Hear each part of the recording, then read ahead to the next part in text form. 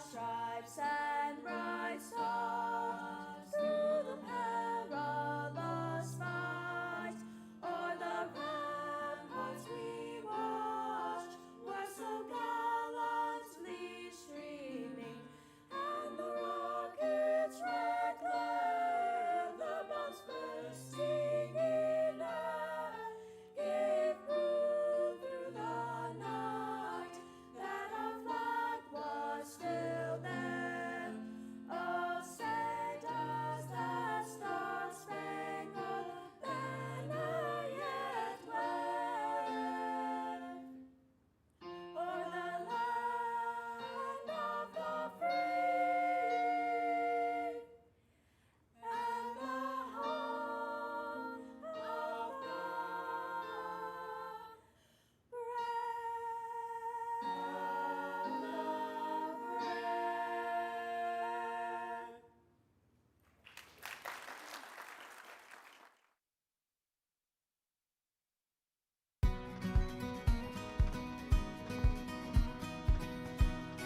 Here at Georgia Military College, we're incredibly excited that we have the opportunity to host the NewDay USA Leadership Speaker Series. This is a series of speakers that NewDay is going to sponsor and help bring in order to provide the students here at Georgia Military College and the larger community and really the state the opportunity to listen to men and women who have already gone forth and established themselves as very prominent people in our nation. GMC offers something that other schools just don't. We offer an education that's rooted in character and leadership development, where we're building upon those values of duty, honor, love of country, character above all, and civility and respect. And those are core values that our students practice day in and day out, our faculty and staff practice day in and day out, and our families do. I've got thousands and thousands of children from all my years here at GMC. To watch them as we instilled our core values in them, and as we taught them leadership skills, to see them walk across that stage as confident young men and women who were ready to go out into the world and be contributing citizens and make such a difference, men and women of character. I mean, that's just what it's all about. And so when Rob came down here and saw our beliefs were just so similar to NewDay USA, he just felt like that it was something he wanted to be a part of. And of course, we welcomed him with open arms. And I cannot tell you just what an enormous difference NewDay USA has made in the lives of so many of our students and their families. At NewDay USA, our mission is to help veterans and service members feel like the heroes they are, to give veteran families the American dream of home ownership and the confidence that comes with building their savings and their credit. One of our core values at NewDay USA is giving back to our community and the veteran families we serve. And so when we met General Caldwell and his team at GMC, we knew that giving back to these bright students and this community was something that we wanted to be part of. Today, our team at NewDay has awarded 124 scholarships at military schools around the country to the children of Gold Star families and veterans who have a 100% service-related disability.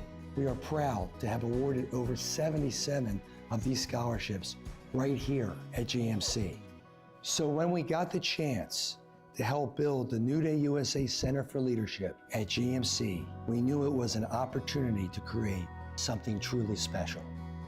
We walked in on the first day. It was huge. These doors and this big archway that you would walk through. Me as a cadet, when I first walked in, I was overwhelmed because I never thought I would be able to be in a building like this, perform in it, get to learn new things in it. It was just amazing. We go to GMC every day, so it's kind of hard to remember, like, the opportunity we have is really special, and like not everybody gets to see generals every day talking about leadership or their experience in the military. There are endless possibilities of what can be done with this facility. We are only touching the tip of the iceberg right now. We could not be more excited to start this journey with NewDay USA and partnering together to transform not just Georgia Military College, but Middle Georgia, and in some respects even the state of Georgia. It's a privilege for all of us to come together to develop these bright children into becoming the future leaders of our country. Together, we will play a small part in shaping their character and instilling values like duty, honor, and country, which will make a lasting impact on the world.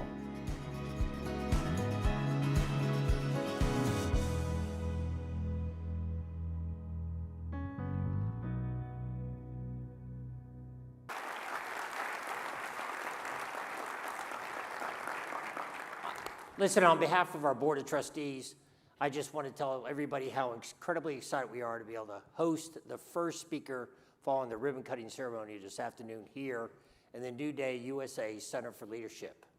A vision we shared a little while ago that started about 10 years ago has taken hold. And today we're going to be able to have the chance to listen to General Mattis. I'm going to introduce the speaker who's going to introduce the speaker here in 1 second. But when you get all these 4-star generals, and I'm just a little teeny 3-star general, when you get all these 4-star generals running around on your campus, you realize, okay, I just need to go ahead and be the assistant to the assistant master of ceremonies, is which I am. If you don't mind, I'm gonna have you turn up the lights for 1 second. If you're a Marine, and again, as all Marines know, whether you're past, present, future, if you're a Marine, how about standing up and let us just give you a round of applause in here. Stand up, if you're a Marine.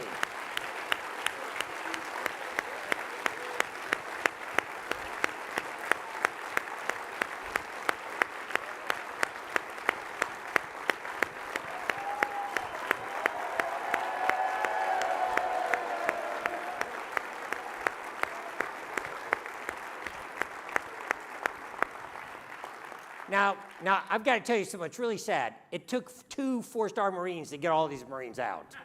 You know, I don't know where they've been hiding or where they've been since we've been here, but gosh, it is great to have you all here on campus, and I hope you'll come back again and again and participate in many of our activities as we celebrate this incredible nation of ours.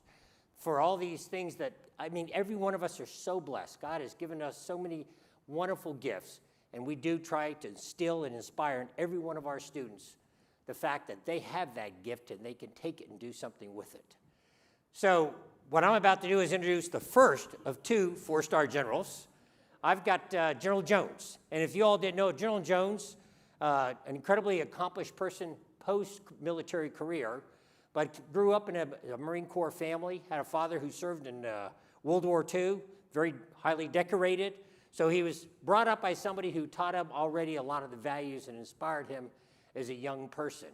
And then he went into the United States Marine Corps and would serve 40 years. His first assignment coming out of officer training was into Vietnam.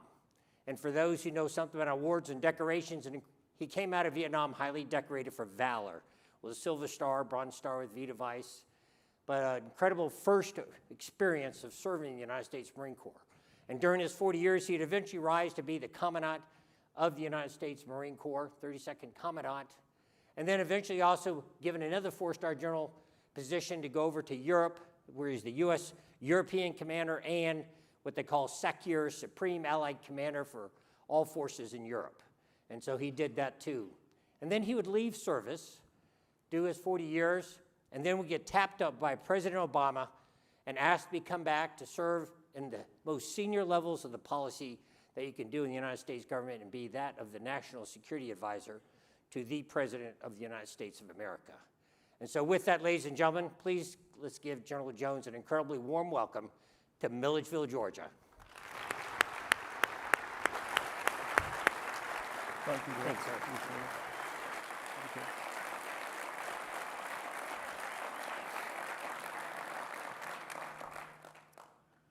Thank you, General Caldwell. What a great honor to be here today. Mr. Hogan, Lieutenant General and Mrs. Caldwell, Admiral and Mrs. Lynch, Mr. and Mrs. Rob Posner, members of the board, of NewDay, faculty, and most especially the students here at Georgia Military College, ladies and gentlemen. It's a great personal pleasure for me to be able here to introduce today's keynote speaker, General Jim Mattis, a Marine who served this nation admirably for over 40 years. I've known Jim for over 25 years of those 40 years. I'm not going to repeat his bio because you have it in front of you, but you'll see if you like it, and I would strongly encourage you to read it and think about it. You'll find in it balanced excellence at all levels of the military profession, from a second lieutenant to general officer, with emphasis on the things that he loves most, which is command and a passion for being in the field with the troops. Today, he is a much sought-after speaker and advisor of all things military, from a strategic level, operational, and tactical. In short, in my view, Jim Mattis is a national asset with unique qualifications. And to our young people here today, Jim Mattis represents all that is good and honorable about public service. From military to civilian service, he was a shining example of the best that our country has to offer, both here at home and abroad. He's widely sought after to share his lifetime of lessons learned and how they affect our future, and his presence here today shows his commitment to reach out to the next generation of our national leaders. Ladies and gentlemen, I'm very proud to introduce General Jim Mattis, a former Secretary of Defense of the United States. Thank you. Thank you, Commandant.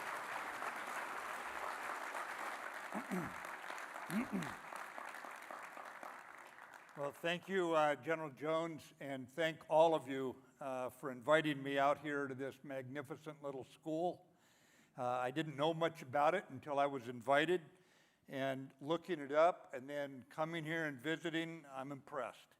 And I'm humbled to be invited to share time with all of you in this beautiful new facility. Isn't it amazing what Americans do when they just get together and make things happen? You've got NewDay USA contributing as a private American company, contributing to a school like this. This is what Americans do. They don't ask where you went to church or where you went to school, or if you're male or female, Republican or Democrat. They just get together, work together, and they fix things. And what a salute this is to be in this beautiful facility here.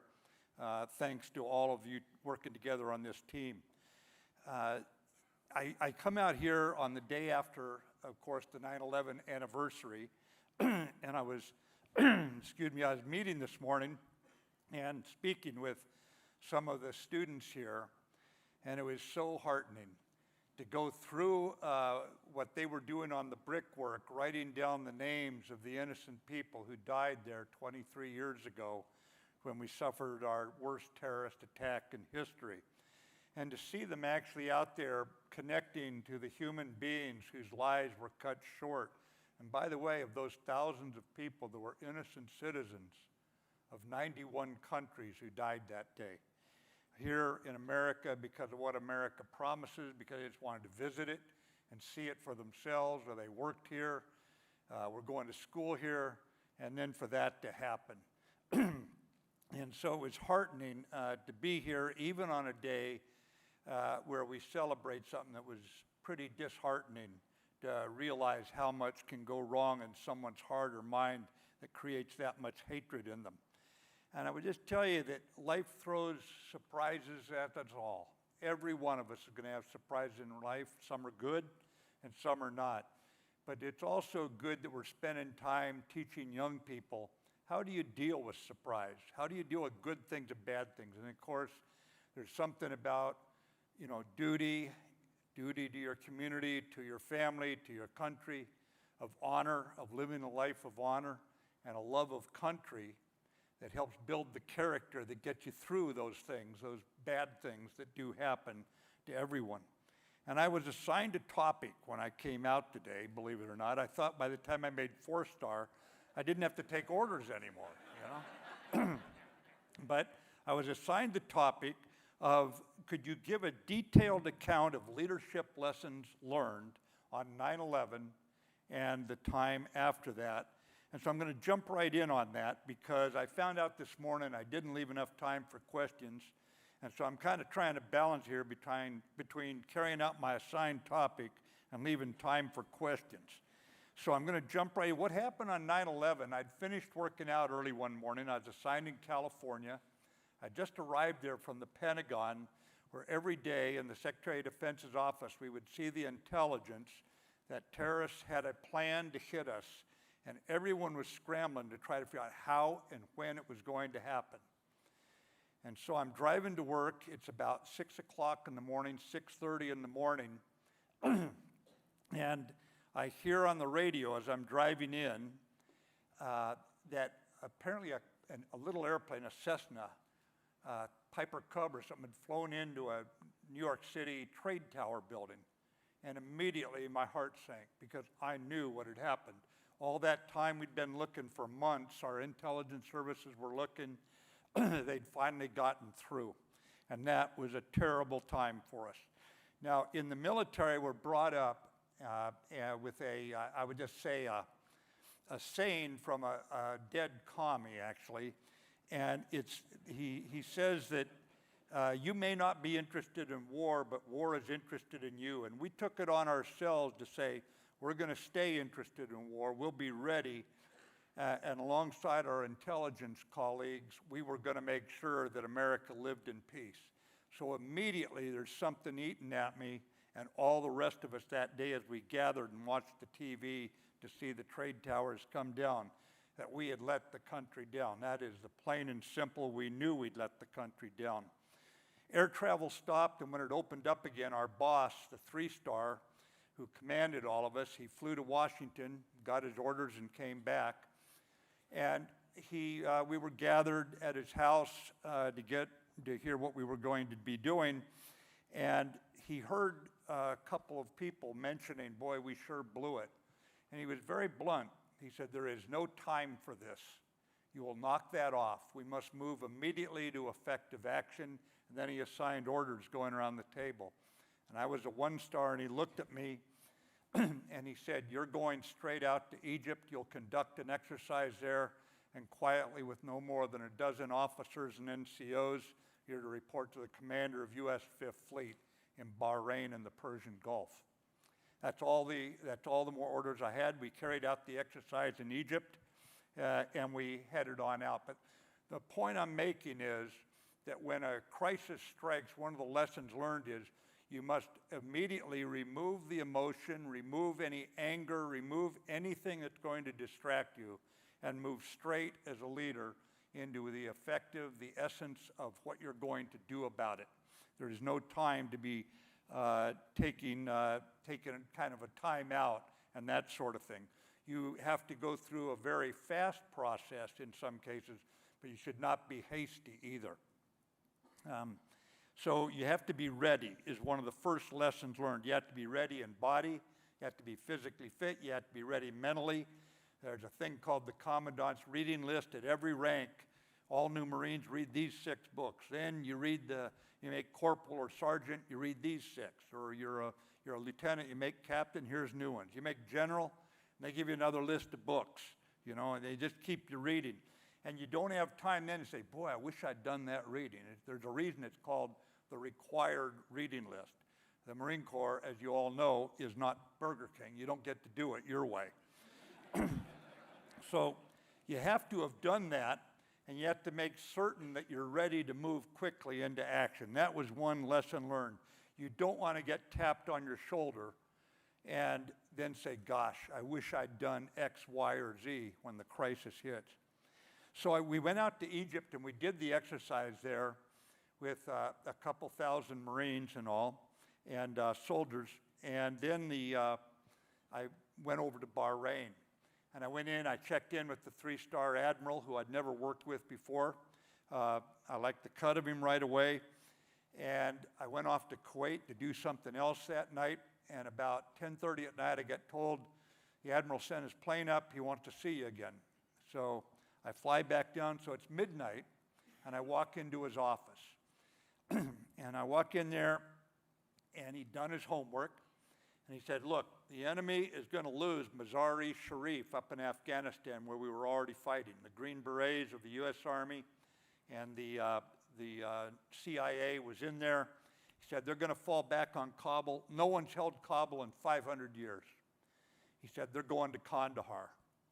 Then he turned around from the map and he looks at me and he said, can you get the Marines together from the Pacific Fleet and the Mediterranean Fleet, put them together and go 350 nautical miles into Afghanistan, land and move against Kandahar, isolate it and take it down. You know, ladies and gentlemen, I had no time to say, well, let me turn to my staff. I didn't have one other than a handful of officers. Let me think about this or something.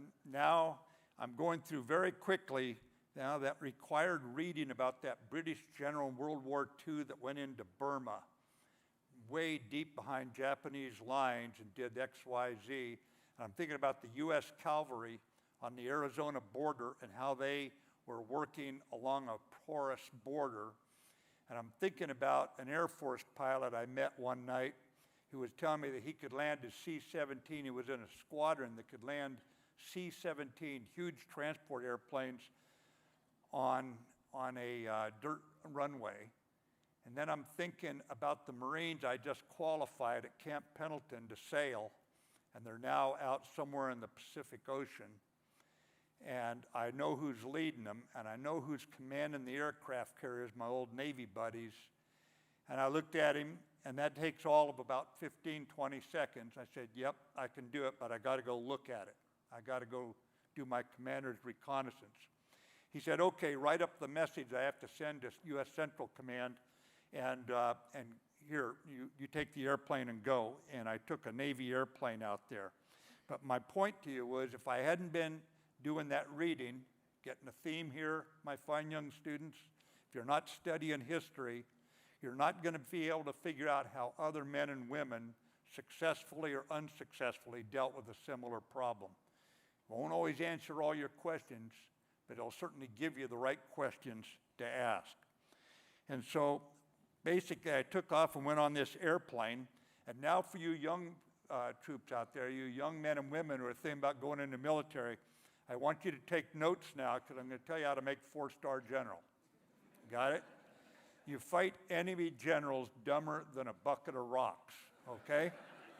Because I'm circling with this Navy crew up overhead with an anti-submarine plane, and I'm looking at the fighting up at Mazar-i-Sharif and some fighting over here. I can see Kandahar, and down below, I start smiling because it's all dark and there's nobody down there. And as clearly as I can see all of you out here tonight, I know what I'm going to do. And I don't care how many tanks he's got or how many troops he has, and he will greatly outnumber me when I go in there, even if I get all these Marines from the Mediterranean and the Pacific together. But I know what I'm going to do to him, and there's nothing he can do about it. I knew the ferocity and the skill of my sailors and Marines. I knew the capabilities of my KC-130s and the air refuelable helicopters. I knew exactly what I was going to do with the Air Force planes once we took the Strip. I could put it all together just that clearly. So my point is, you must take the responsibility for your own development, because the Admiral was not there to have a scholarly discussion over a long staffing process. He wanted to know right now, can you do it, yes or no? The next point is, I walked out of his office that night, scratched my head thinking, well, you know, I've got my first lieutenant aide, I've got a lieutenant colonel, a major, and a captain, and I've got 2 staff sergeants, and I got a corporal and a sergeant. So how am I going to put this together? And I look under a street light. It's 110 degrees because it's midnight. It's cool for the Persian Gulf at that time of year in September. And under the street light is a Navy SEAL, Commodore, which means a captain who's in command of other captains, Bob Harward. And I walk up to him, he's an old buddy, and I say, why aren't you in California? What are you doing out here? He said, well, I'm trying to go to war, but I got no helicopters, and I got my SEALs out here. And I just started smiling at him. I said, well, Bob, shipmate, we're going to war. And right there under a street light, he and I shook hands, and we went to war together. There was no memo of understanding. There was no task organization. I went in and told the Admiral, the SEALs are going with me. He said, yes, sounds like a good idea to me. And we were on our way. But my point is, don't ever discount the role of friendship. No matter how high you go, personal relations, they don't make up for everything. I don't want to exaggerate what they are, but personal relations are still very, very important. And it is that trust that we share in one another when we know each other, that trust that really goes a long ways toward making any organization 1 plus another one equal 5. It's not just 2, it's 5. It really starts building a synergy. You know, I learned a lot about America over the years from foreigners. And this is one that coming here and having to think about the lessons I learned so I could talk to you somewhat coherently, it came back to me, but it was years later I learned it. In 2008, I was the NATO Supreme Allied Commander for Transformation. And a decision had been made that we had to put more troops into Afghanistan. I'm a 4-star now, commanding U.S. Central Command. And it's got 250,000 troops. 200,000 are American, 50,000 are foreign troops entrusted to us. And so I go to meet with the Australian ambassador because although it's a NATO campaign, because all those nations came with us, Australia was also with us. And they're going to add more troops, so I don't have to go to the commander of the U.S. Army, commander of the U.S. Marine Corps and say, I need more of your ground troops. They're going to bring more. And I was sitting there having lunch with him, and we're going over the details. Here's when they'll go. Here's what they need to be trained for, the normal stuff that you do with an ambassador. And here I was sitting in his backyard having this lunch together, and we're done with the business part of it. He said, you know, you Americans, you made the single most self-sacrificial pledge in world history after World War II. And I'm looking at him and I'm thinking, I'd better know as much about American history as this Australian dude. And I said, you mean the United Nations? You know, we helped set up the UN. That was, and put it together. It was never designed to take care of all the problems in the world. It was supposed to just reduce some of them. He said, no. He said, that just shows how wise America was, but there was no self-sacrifice there. I said, was it Bretton Woods? You know, the International Monetary Fund, World Bank, the lender of last resort, so that if a country was losing hope and people had no hope they could build their children's wealth and they couldn't offer their kids a good life, they could turn to a lender of last resort. They didn't have to turn to a Mussolini making big braggadocio, we're going to do this and we're going to do that. We're going to make the trains run on time. He said, no. He said, you also got to be the world's reserve currency. That's not a lot of sacrifice. I said, no, I know what it was. It was the Marshall Plan. 3 years after what the Nazis had done with the Holocaust, just 3 years after what the Japanese had done to our POWs, there's America helping those countries back on their feet. As Harry Truman put it, we whipped the fascists and then we welcomed the German, the Japanese, the Italian people back into the community of nations. We didn't put our foot on their neck and hold them down. And he said, no, that just shows the unique generosity of America. And besides, who are your favorite, trading partners that have made you such a rich country? I said, well, what was it? And he said, NATO. He said, after World War II, you could have looked at Europe and said that twice in 30 years you drew us into your wars. Twice. And we lost hundreds of thousands of our boys killed and wounded because of it. We're through with you. That's it. He said, actually, you could have, in World War II, just dealt with Japan that had bombed you and probably taken care of it faster. Instead, what do you do after World War II? You recall the most trusted general in the world, General Eisenhower, from retirement. You can do that. General Caldwell, watch out.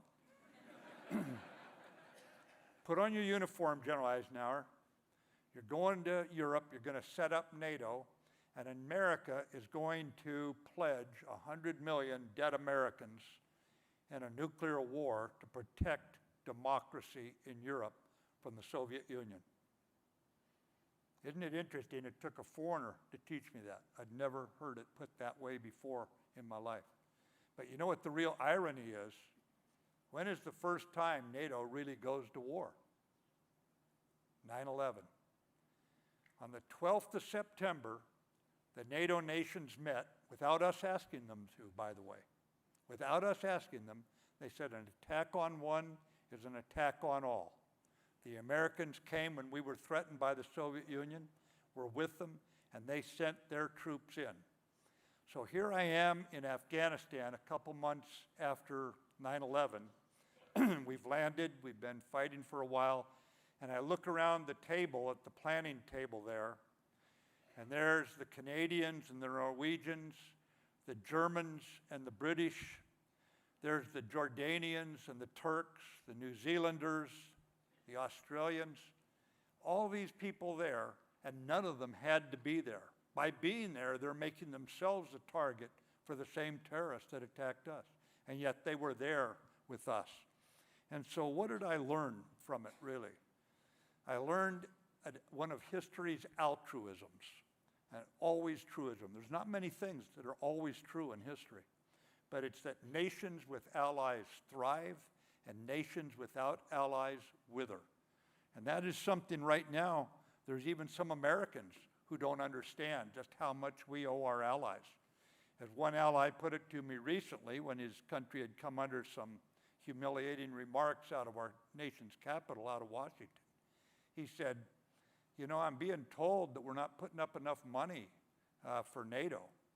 He said, you know, we sent our boys into the fight. Who do I send the invoice for the young men that we had, the many young men we had killed and wounded fighting in Afghanistan alongside you after you were attacked? He said, you Americans are breaking our hearts right now. So my fine young Americans, I would just tell you that we had better remember our unique strength lies in our allies, especially at a time now when too few political figures seem to understand the debt we owe so many countries that have stood by us. Another lesson I learned was some people really wanted, in a crisis, they really wanted to maintain situation normal. Easy goes, you know, we'll handle this, but we don't have to make any big sacrifices. We don't have to go to general quarters. We don't have to all pull together. There were actually some people like that. And the best way I can explain a crisis to you is a crisis is a race between time and knowledge. At the time we were hit, there were rumors that these terrorists may have gotten their hands on nuclear weapons. It's a long story, but it was not a made-up story. There were weapons missing from a certain country, and until they were accounted for, we had to assume the worst. The last thing we could do was assume, well, we're sure the terrorists didn't get their hands on these. Eventually, those weapons were found, by the way, but that was years later. It took years to find them. And so in a crisis, how you lead in a crisis, because it's going to strip the veneer off the leaders who are there, who are in it, is understanding that race and knowing they have to make some decisions before they have all the knowledge. Think of COVID. Doctors and nurses and scientists are scrambling to figure out what is it, how does it transmit, you know, what do we do about it, can we stop it, can we create a vaccine, all these kinds of things. They don't know, so they say, we got to do something. They say, well, let's wear masks. Turns out we don't need to wear masks when we finally found out more. But you don't have all that knowledge at first. So you're making the best decision you can, and it's really calling for competence and empathy. And the best way to explain this is you got to have people who know what they're doing and can move quickly to get the information you need in a crisis. And we didn't have much information on Afghanistan, believe it or not, when we first went in. And at the same time, you have to have empathy to give people hope. And why is that? And let me tell you a medieval fable, because it sums it up very well. There's a traveler back in medieval times on the road to London. And he runs in at a rest stop to two scrawny little guys at the rest stop. And the traveler is just a curious sort of fella. And so he says, why are you guys going to London? And who are you? And the guy says, well, I'm Plague, and this is Fear. And he said, we're going up to London, we're going to kill 10,000 people. And the traveler's kind of a, skeptical guy, and he looks at these two scrawny guys and says, you pointing at plague, you're going to kill 10,000 people, huh? He says, oh no, I'll only kill 100. He points at fear, he says, he's going to kill all the rest. When you're in a crisis, you will have to deal not only with a reality that you don't know a whole lot about right away, but you also have to deal with fear. And if you don't have both competence and empathy as a leader, a leadership lesson I learned was you may have a great plan for as good as it is with incomplete information, but if you can't give a sense of empathy that we're going to get through this together, people will start breaking into disputing clans, and they'll start arguing and condemning motives, and all sorts of hell will break loose. So you've got to make certain you recognize the difference when a crisis hits, that a different form of leadership is now necessary. What form worked for me? I mean, I ended up in a leadership factory called the U.S. Marine Corps, and it's Naval Leadership 101 all the way through. And I'll show you how much it was 101. When I'm a 21-year-old second lieutenant, I've got 40 sailors and Marines, and you're right in the mud alongside your Marines and sailors. There's no gap between you. You're right next to them. It's the greatest job I've ever had because you're right there. There's no insulation. You're right there alongside the lads who are going to carry out your orders. And so I found that I could command them in about 10 minutes a day. I could decide what's going in the rucksacks, who's going to walk point, how far we're going to go, what we're going to train to that day. I could do that in about 10 minutes a day. The rest of the day I was coaching. So eventually I realized I want to be a player coach. I want to know how to play the game. I got to know how they play the game. I got to be able to really know it. But I'm going to spend my time coaching them to be better players because my success is going to be them. I can't do this job on my own. That's why they gave me 40 sailors and Marines. So I'm going to make them the best versions of themselves that they can possibly be. I'm going to coach them. You know what's interesting? 40 years later, 35, 40 years later, I'm a 4-star general, and I've got 250,000 troops under my command. I'm still a player coach. I can still command 250,000 troops in about 10 minutes a day. Move the aircraft carriers here, rotate this unit over here. I need more of this kind of squadrons of airplanes over there. The rest of the day, now I'm coaching. Now I'm coaching admirals and generals from a couple dozen countries, but I'm still a player coach. So one of the lessons learned is you've got to have a style that you can adapt to the specific condition of what's going on, but how you see yourself is absolutely critical. And if you have high expectations and you think those troops are going to perform up here and you give them the guidance they need and the support they need, that's basically where they're going to go. And if you don't do that and you don't give them clear guidance, well, guess what? You can look in the mirror for where the problem is coming from. I would also tell you that we've got to recognize today that we are in a difficult time in our own country, and we've got to look toward leadership, and it's not just who's in Washington, D.C., or who's in your state capital. It's leadership of corporations, of universities, of mayors, of governors. It's all the leadership out there, the CEOs. It's everyone who's leading has got to recognize they have a role to play bringing young leaders up and preparing them so we're never caught without having young leaders who have the confidence and the competence and the empathy to step in. In the military, you do that because you might get shot and you need someone to take your place. But in any walk of life, we want to always be doing that so we keep a vibrant leadership corps coming up. And I think that as we look at what's going on right now and the divisions we see in the country, there's something that worried our founding fathers from the very beginning. Benjamin Franklin, walking out of the Constitutional Convention in 1783, is asked by a lady, so what's it going to be, a monarchy or a republic? And his reply is instructive. A republic, madam, if we can keep it. And a couple decades later, only a couple decades later, Francis Scott Key is being held hostage on a ship in Baltimore Harbor, and he's watching the most powerful fleet in the world pound Fort McHenry. And he writes a poem, and he says, "And does the star-spangled banner yet wave?"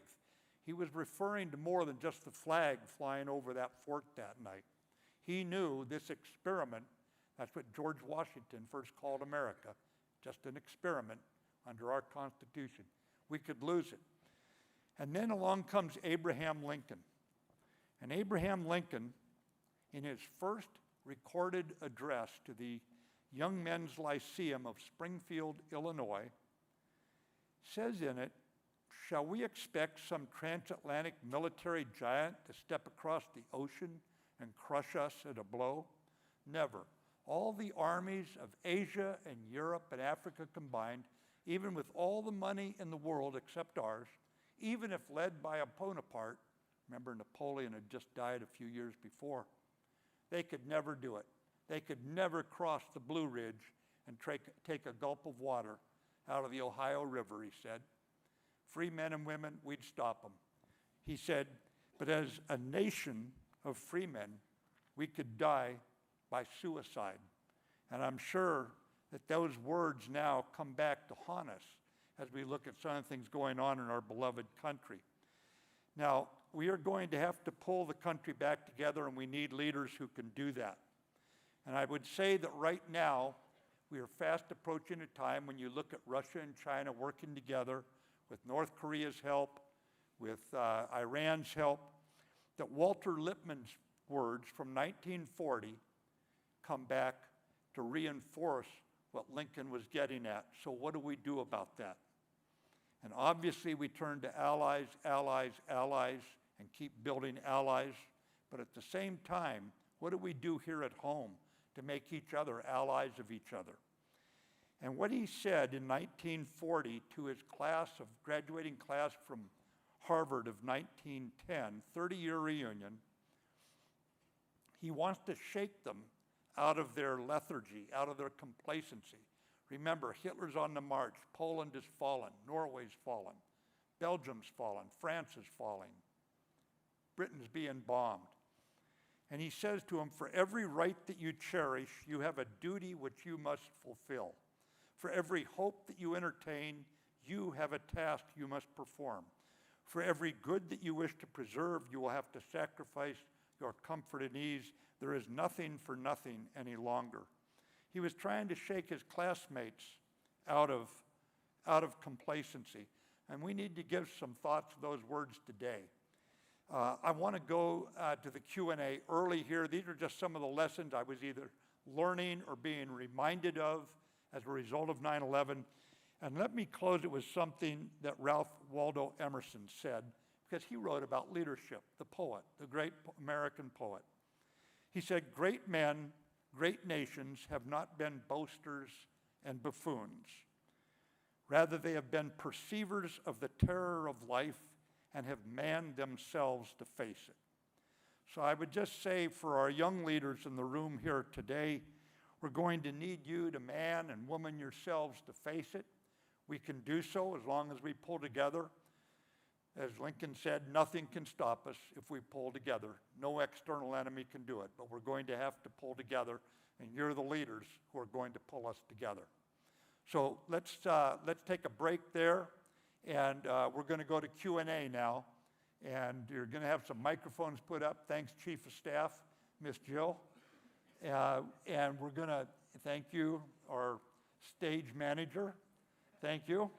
And we're ready to go here, and it's going to be weird now if we're looking at each other, no one's talking, so you got to come out here. And I got to get out of the way of these two strapping young men, or they're going to haul me off the stage. Thank you.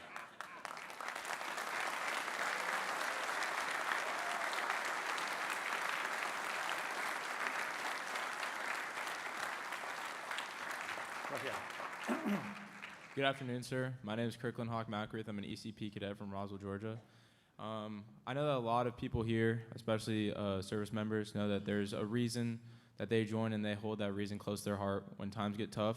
My question to you is, what was that reason for you? What was that reason you held close to your heart when times got tough?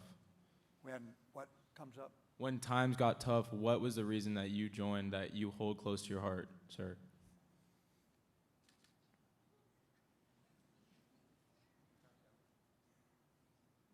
Come on up here. Say it again, but not on the microphone. It's echoing that badly up here. When times got tough, sir, what was the reason that Times got tough. Okay. When times got tough, what kept you going? I mean, at times you just feel worn out, right? You haven't been sleeping, you got the flu, and wouldn't you know, that's when the crisis hits. It's not when you got 8 hours sleep. It's not when everything's going well in your life. But I had the good fortune, the great good fortune, of finding myself by fluke of nature, frankly, in the Marine Infantry. And the infantry is named infant soldier, young soldier. That's how they got their name. They're all, I would say, about 70% of them in any assault company are below the age of 21. They're very rambunctious. They used to get me routinely in a lot of trouble when we pull into Liberty ports, and I'd have my heels locked in front of my company commander for the antics of my rambunctious young sailors and Marines. But the idea that I could point to my young guys and point toward the enemy and nod, and they would get up and go, was so humbling that it fired me to study. It fired me to be at the top of my game physically. It fired me to never have a bad day. Leaders, you're not authorized to have a bad day. Get over it. Because if you have a bad day and you broadcast it, it's probably your subordinates are going to take the problem. It's not the enemy. So you just gotta find a way to stay connected to their spirits.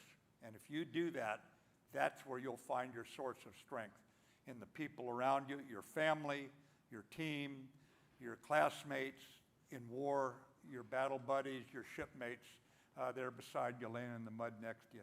So it was so humbling to be put in that position that that's where it was my source of strength.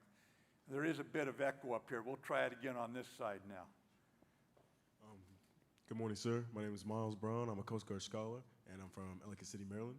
So I wanted to know what you thought the 3 most important aspects of an ideal leader was, and that GMC instills within all of us. And I also wanted you to answer how have those aspects of leadership, how have you used those aspects of leadership and displayed yourself as a leader of character? Yeah, you know, the interesting thing is a leader doesn't declare themselves a leader.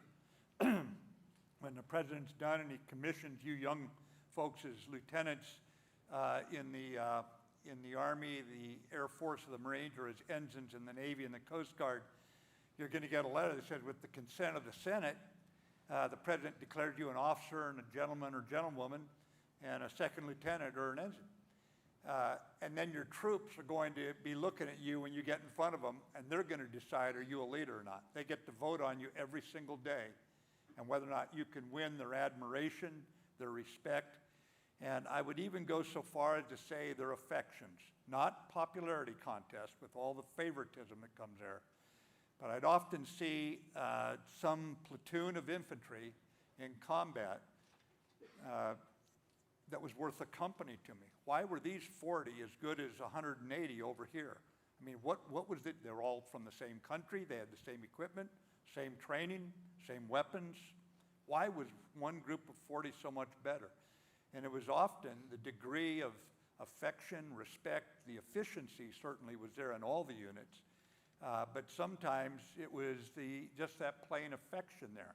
And so what you have to do, the aspects of being a leader, the 3 I would say that were most valuable were the ability to listen, listen, and listen. I cannot overemphasize how important it is.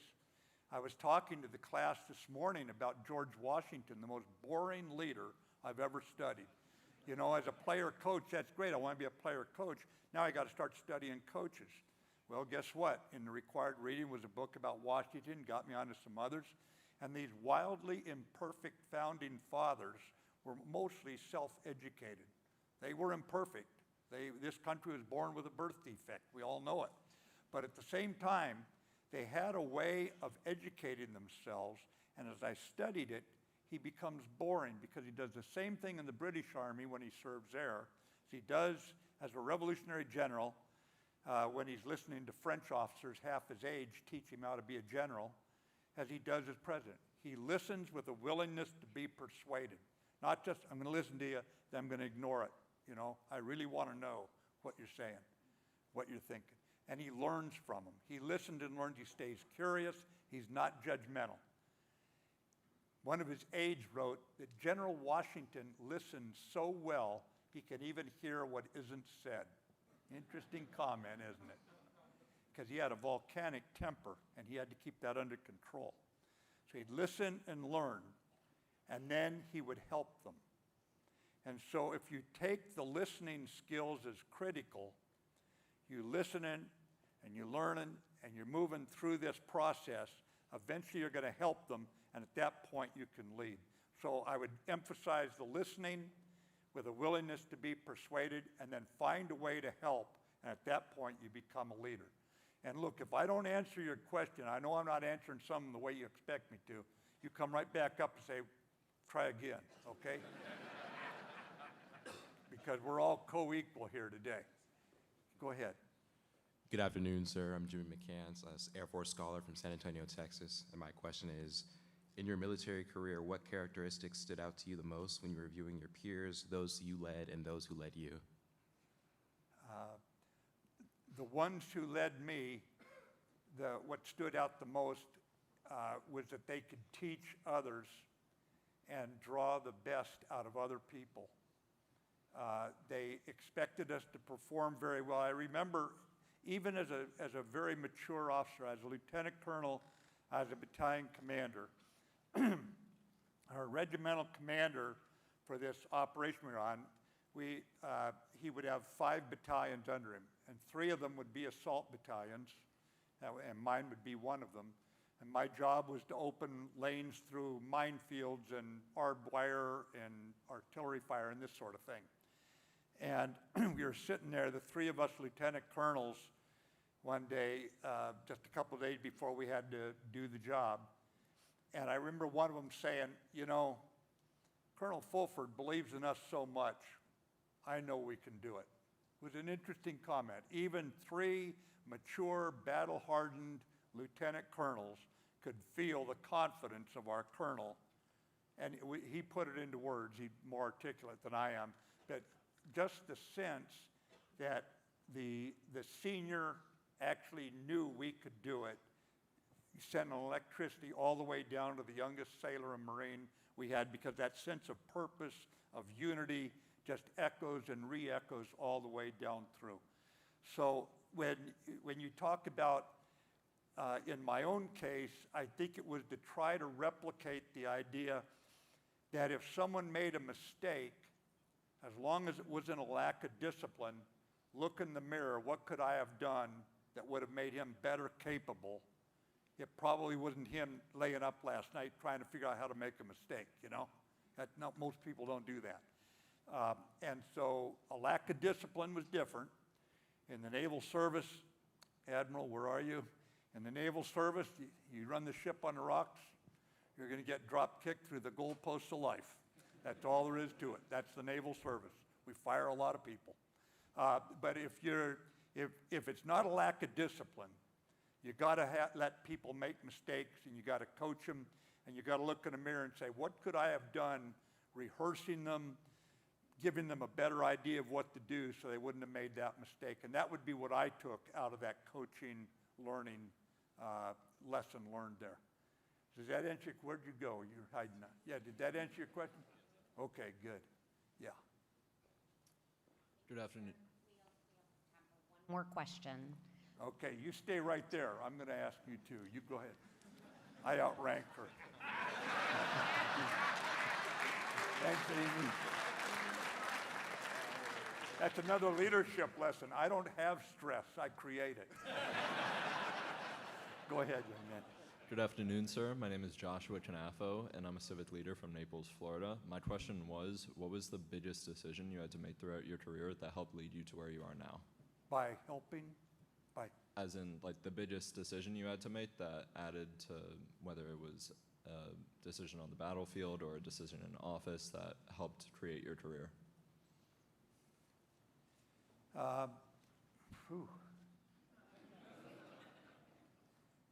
You know, it's probably a sad one because as the Secretary of Defense, which is an unbelievably great job, you're working with the troops. You know, I mean, that's what it's all about, is our men and women in uniform.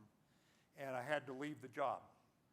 And when I'd left Stanford, I checked out with the senior Marine on campus. It was not me, the retired four-star.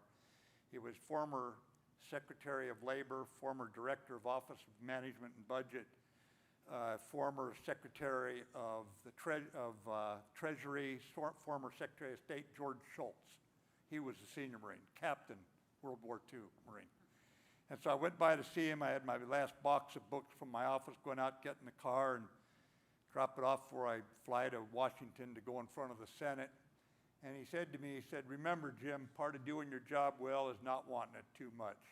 And it came back, and I understood what the old man was saying. There was 97 years of service coming out and counseling me, the young four-star, what to do. So it was leaving that job for sure. That was a sad day for me.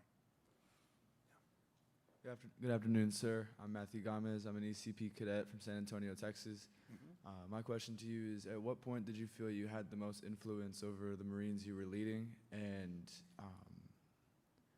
in what way did you feel you influenced them? In what way Like, how did you make them better? how to make them better. Like, as people, or as leaders, or either one? Yeah, I really enjoyed being a second lieutenant. I loved every day of it. And I thought that the best way to make Marines better was the harder the training that I was willing to do right alongside them was the way to build their confidence. You had to build their confidence because what we were going to ask of these very, very young men was something that you hope to never have to ask people, you know, obviously. I mean, even when you go up to be a general, it's the same thing. When you finally make the final decision, say, okay, we're going to go, and then all you do in those last hours, you just watch, and the clock is just ticking down. You say, isn't there a better way on this planet? Do we really have to do this? I mean, is this what it's all about? And unfortunately, if we're going to keep this experiment alive, yeah, we're going to have young men who can do that, young women who can do that. And I would just tell you that,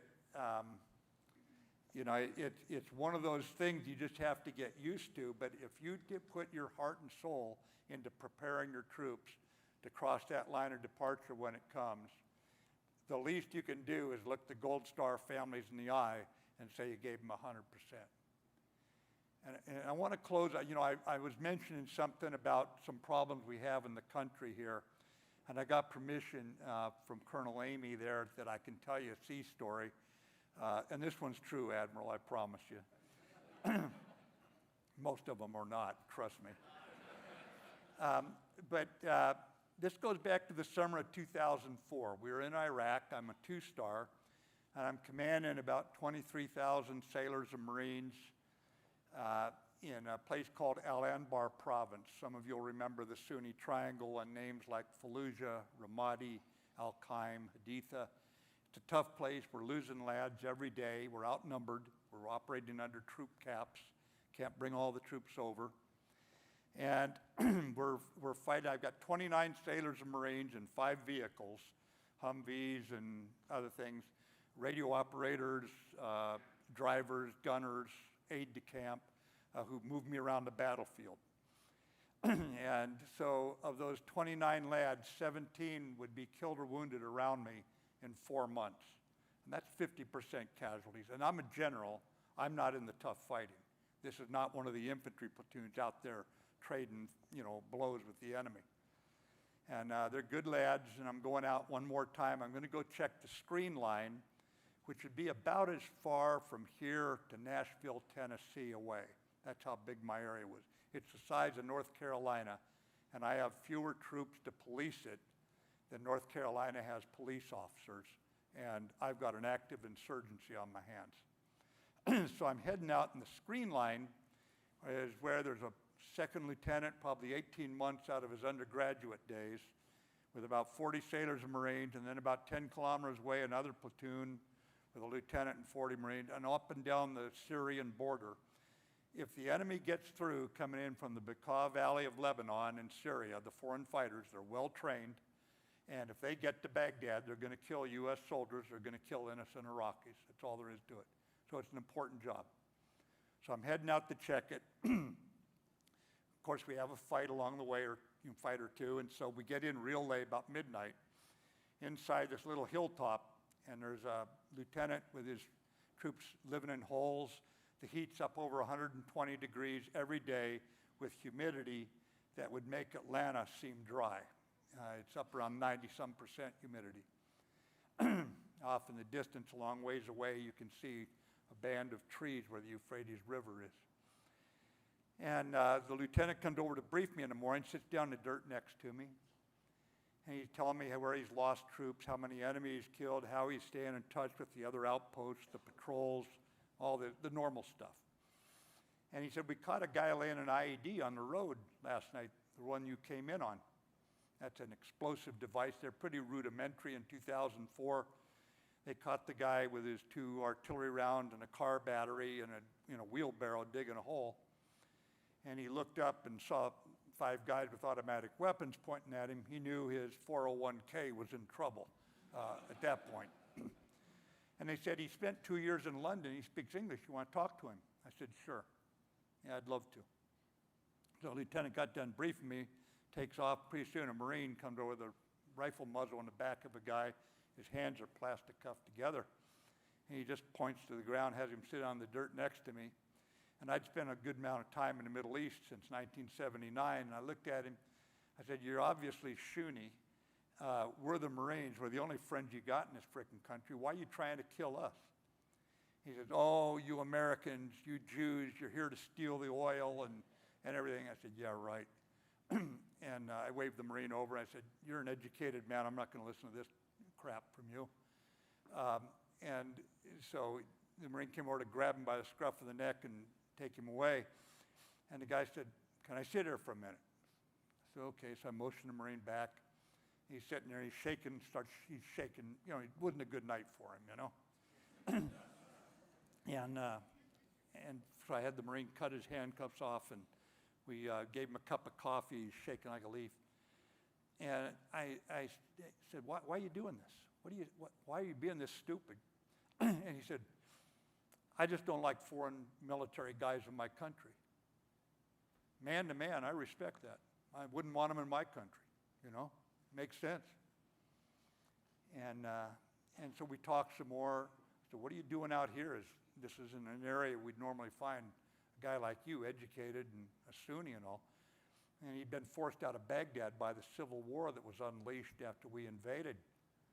And so his wife and 2 daughters, they were living on the river in a place he was renting about 10 kilometers away. And so we're talking some more, and everything. The sun's getting up there. It's time for me to get rolling. Another hot day, go see the next outpost. He says, am I going to jail? And I said, oh, yeah. You're going to be wearing an orange jumpsuit in Abu Ghraib for a good long time for this little stunt. You're lucky you're not dead. He said, and I'm getting up. He said, can I ask you one more thing? I said, sure. Now, ladies and gentlemen, I love my sailors and Marines, and eventually when it was the soldiers and the Coast Guardsmen, our allies, and we need the CIA, and that's a source of power for America. We need our military. We need it badly so our diplomats are respected. But he reminded me there's another source of power of America, and that's America's power of inspiration. Because he asked me, do you think if I'm a model prisoner in Abu Ghraib, do you think my family and I could immigrate to America someday? Now you think about that, ladies and gentlemen. Here was a guy so full of hatred, he was literally trying to kill us. And yet America's power of inspiration could go from here in Milledgeville all the way over there. He would give anything to be living right here, and his 2 daughters going to Georgia Military College. Now, if you keep watching TV, and it doesn't matter which channel you select, they're going to try and teach you to hate half of America. You know, you listen to this one, hate them. You listen to this one, hate them. You know, that sort of thing. If you listen to it long enough, you can start wondering, is this country any good anymore? Or are my fellow Americans any good?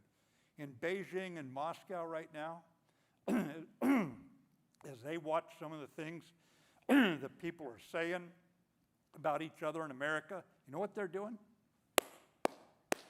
Hooray, keep it up, Americans. Keep hating. Remember what Abraham Lincoln said? No foreigner can do it to us. We got to come back together. You remember that guy out in Iraq. He'd give anything to be sitting right here tonight. On our worst day, we're still the greatest hope for the kids in this country and in every other country if we'll come back together. And Georgia Military College, duty, honor, love of country, citizenship. Let me tell you, this is where we're going to turn it around. So thank you for having me here. God bless our country and God bless every one of you. It's a pleasure being here.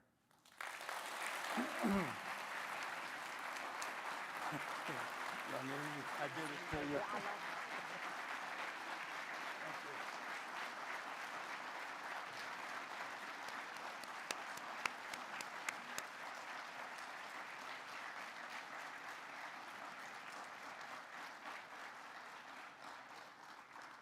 You may be seated.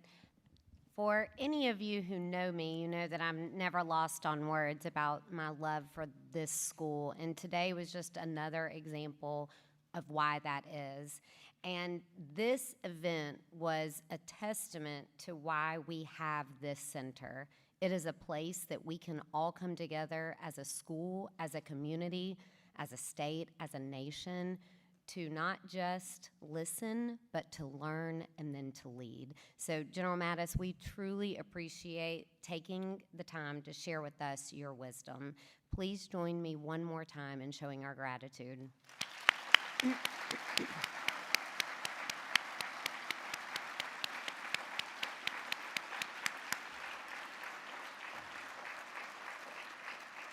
And as most of you know, our tradition is to end all of our ceremonies with our cadet prayer. So please stand as Cadet Kyla Reddick recites our cadet prayer.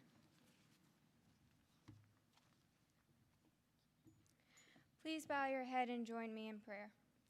Almighty God, General of all life's forces, Commander of nature, we praise thy holy name. Visit thy presence upon us and all former GMC cadets. Reinforce us in our quest for knowledge, integrity, and leadership. Instill in us humanitarianism and bless our enemy, whoever he might be. Extinguish from our daily lives greed and envy, and make us champions of right and ladies and gentlemen of honor. May we glorify thy name in victory and be courageous in defeat. Help us ever to think first of our comrades, secondly of ourselves, and always of thee. Guide our footsteps and cleanse our minds. May we be first in the service of our country and first in thy service. Lead us, O Lord, that we might lead. Amen.